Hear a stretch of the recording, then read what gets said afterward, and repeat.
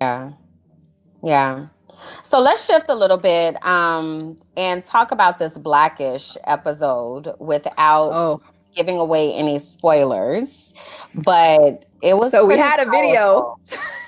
but we couldn't show it. I mean, we could, but we couldn't really Then things get just the. went left. So I don't want to Yeah, break the internet yeah. tonight.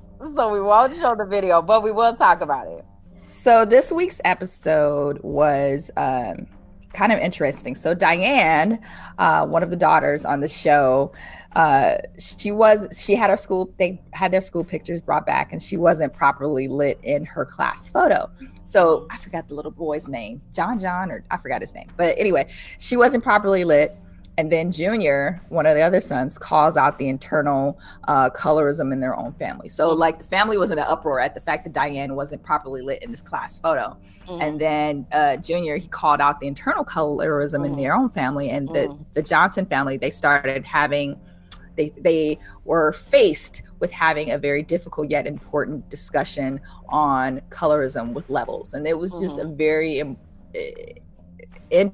important episode. Mm-hmm. Because these are things that we deal with in the Black community. We all have experienced some level of colorism. And for those of you who aren't aware of what colorism is, it's a prejudice or discrimination against an individual with a dark skin tone, typically among people of the same ethnic or racial group. Colorism within the Black community has been a serious emotional and psychological battle. And it's not even just the Black community. It's colorism within the Latino community. It's colorism in the Asian community. It's colorism everywhere. But for show purposes, we're going to talk about the Black community. And it's not just colorism, though. I want to, yeah. So colorism. So we talk about white privilege. We talk about light skin privilege. We talk about pretty privilege. And that is the thing. Discuss that too. And we wanted to put those all in together because that it's so many layers to this. So let me just put the picture up solo so that you all can see. So the son's name is Jack, and then there's Diane, and then Rainbow, then Dre. Then Junior, then Dre, and then Dre's mom. So this is a picture of them in the kitchen having this conversation, and you can look at the variety of the skin tones that are there, right?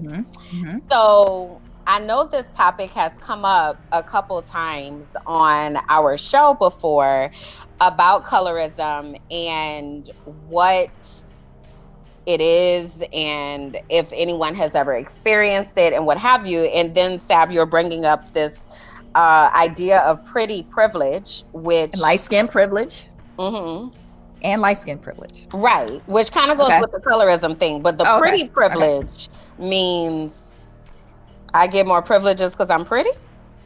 So pretty privilege is, and Janet Mock wrote. Janet Mock is a transgender activist, and she wrote a dope article a few months ago on pretty privilege. And pretty privilege is, and I'll just go ahead and read her a quote. She said, "Pretty girls are not identical, of course, since pretty is subjective and means different things for different groups of people. Still, there are shared, there are shared agreed upon commonalities. Pretty is most often synonymous with being thin, white, symmetrical facial features, small nose, able body, and cis. And the closer you are to those ideals, the more often you will be labeled pretty and benefit from that prettiness." And then she also made a note. She said, "I soon saw that people stared and smiled, offered me seats on the bus and drinks in the club, complimenting me on my appearance, and held doors often. This was partly how I experienced pretty privilege. The societal advantages, often unearned, that benefit people who are perceived as pretty or considered beautiful." And that's interesting. Janet Mock's. So I guess I can see about that. And this is not an example of a Black person, but I remember when I first moved to Florida and they had the Deborah LaFave trial, and she was a teacher who had slept with a student, right? But because she was pretty, they didn't send her to jail. So I guess that's an example of the pretty privilege. It seems like Kiki has heard of Pretty privilege. She said, Lord, that pretty privilege is something else. I had never really heard of that before. Vanessa says our community conveniently skips over colorism. And Tiffany says, I see colorism and pretty privilege every day in the corporate environment. I step in every single day. Wow. Yeah. So this is a real thing out here in these streets. So I know we have some tips, right, for things that we can do, because we told you we're all about having action steps, right? So some tips about things that we can do in order to combat colorism and pretty privilege in our personal spaces. Yeah. Yes, I do. And the whole, like, so before we get to those, have you, Kimberlyn, ever experienced colorism? And if so, would you mind sharing? Have you experienced pretty privileged? Have you experienced colorism privilege? Because I know you mentioned on an episode before. I swear you mentioned on an episode before. I think it was something along the lines of somebody thought you were biracial, not biracial. No, I get that all the time. All the time. Yesterday, I actually had on at our brunch, I had on a sweatshirt that said I'm black mixed with black. And I was going to wear it again, but then I was like, I wore that yesterday, so I want them to think I washed my clothes. But yeah, just recently, so I just started dating. I think I told y'all that. I just started dating, right? Oh, girl, I just started dating. We'll talk about that on the relationship episode. That's coming up on the 30th. But I just started dating, and I have like never before been encountering people who are asking me what I am. So it starts out, they'll be like, what are you? And then I say, a human. And then they say, where are you from? And I say, New Orleans. And they're like, before that? And I say, my mama's womb. Okay. So then they're like, well, what's your ethnicity? And I say, I'm black. And they're like, and I say, some more black. And they're like, with? And I'm like, sprinkles of black. I was told that I'm not their kind of black because apparently I don't have a black nose. And I don't have black eyes, is what I was told. I don't know what those look like, but I've been black my whole life.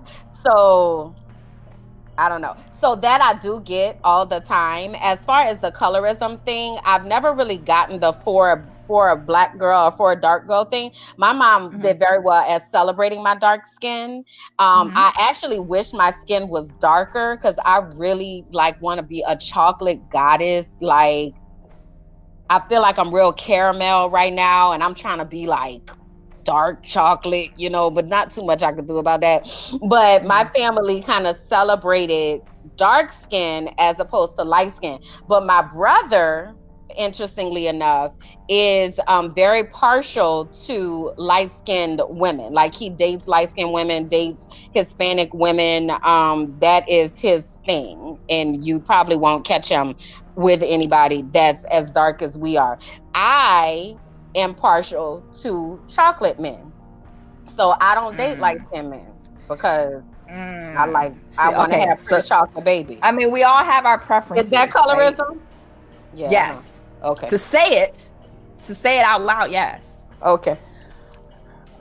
So I'll go ahead and give some action tips. And if I can, I will find the link. There's this website that I found, and I will drop the link to the website that I found, and I'll pull some of these tips.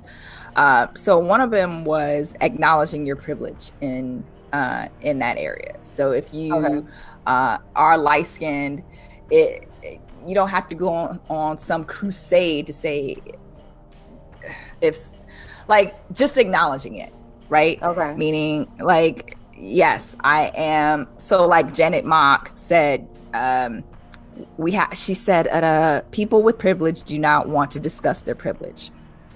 And she said, whether it's privilege derived from whiteness, straightness, cisness, we must acknowledge our privilege if we are to dismantle these systems and hierarchies. We have to be honest, and I'll start with myself. I am pretty and I benefit from my looks.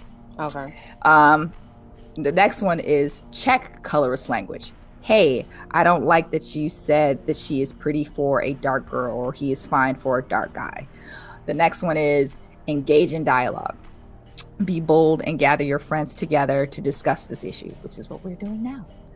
And then another one that I pulled out was teach girls not to make fun of dark-skinned boys or dark-skinned girls. girls because I hear that so much. Do you? Within school. Yeah, girls making fun of dark kid. Yes, bullies making. Yes, you know that little girl that was bullied for her skin, and then she came out with a T-shirt line and a clothing line because she was. Yes, I see it often. Or that cheerleader.